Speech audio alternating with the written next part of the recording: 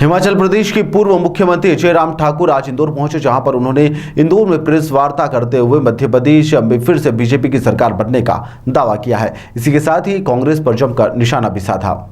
मध्य प्रदेश में एक बार फिर से सत्ता पर काबिज होने के लिए बीजेपी लगातार प्रयास कर रही है। वहीं पर 17 नवंबर को होने वाले विधानसभा चुनाव के लिए भाजपा के पक्ष में अधिक से अधिक मतदान हो, इसके लिए अब इंदौर शहर में अन्य राज्यों से वरिष्ठ नेताओं के द्वारा यहां पर इंदौर पहुंचकर प्रेस वार्ता ली जा रही है। जहां पर इसी कड़ी में हिमाचल प्रदेश के पूर्व मुख्यमंत्री जयराम सिंह ठाकुर आज इंदौर पहुंचे, जहां पर उन्होंने हिमाचल प्रदेश में कांग्रेसियों के द्वारा किए गए वादों और दावों को बताते हुए कहा कि कांग्रेस पार्टी लोगों से झूठ बोलकर सरकार बनाने की कोशिश करते हैं। उन्होंने कहा कि कमलनाथ की 18 महीने की सरकार का जिक्र इस दौरान उन्होंने कहा कि कांग्रेस ने वादे किए थे और वह वादे पूरे नहीं हुए, लिहाजा इस बार जनता प्रदेश में बीजेपी को ही चुनेगी और भारी बहुमत से भाजपा फिर से सरकार बनाएगी।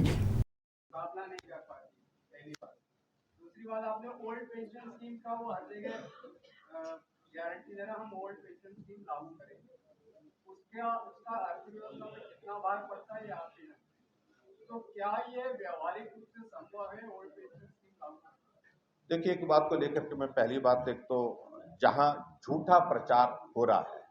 और झूठे प्रचार में जनता भ्रमित ना हो, ये हमारा दायित्व बनता लोकतांत्रिक व्यवस्था के अंतर्गत कि हम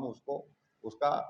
पटाक्षेप करें, उसका पर्दाफाश करें। और उसी दृष्टि से मैं आप सबके बीच में यहाँ पर हूँ कि हिमाचल प्रदेश में उन्होंने झूठ बोला और मैं सिर्फ उसी बात को लेकर के आप सबके बीच में बात करने के लिए आया हूँ। और झूठ की हकीकत यह है कि 1 साल बीतने के बावजूद भी कुछ नहीं हुआ।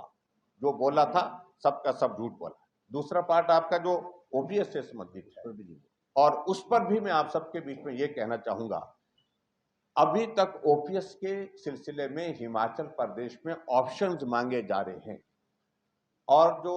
पैसा कटता है, जो पीएफआरडीए में जाता है, उस पैसे को वो क्लेम कर रहे हैं कि ये पैसा जो है वो प्रदेश सरकार को वापस दिया जाए। जो पीएफआरडीए ने बड़ा स्पष्ट कहा है कि ये पैसा स्टेट गवर्नमेंट को नहीं दिया जा सकता है, ये इंडिविजुअल उस कर्मचारी का पैसा है, उसी को जाएगा। लेकिन इस तरह से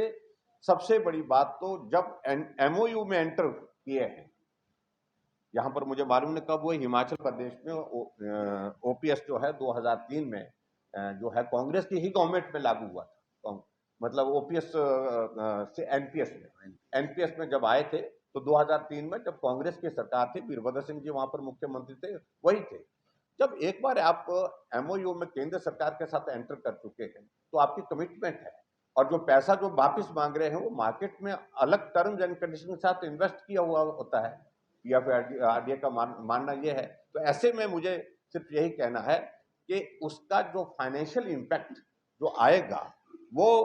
बहुत ज्यादा आएगा, और ऐसे में डेवलपमेंट के काम प्रभावित निश्चित रूप से होंगे। और हमने इस बात को लेकर के बड़ा इतना ही कहा कि कर्मचारियों का हित हमेशा हमने देखा है और वो हमेशा उसके लिए काम किया है, लेकिन जिस प्रकार से ये ओपीएस के मुद्दे को लेकर के जो बात कर रहे हैं, उस सारी चीज को लेकर के अभी तक भी हिमाचल प्रदेश में प्रगति नहीं हुई, ये भी मैं कह रहा हूँ।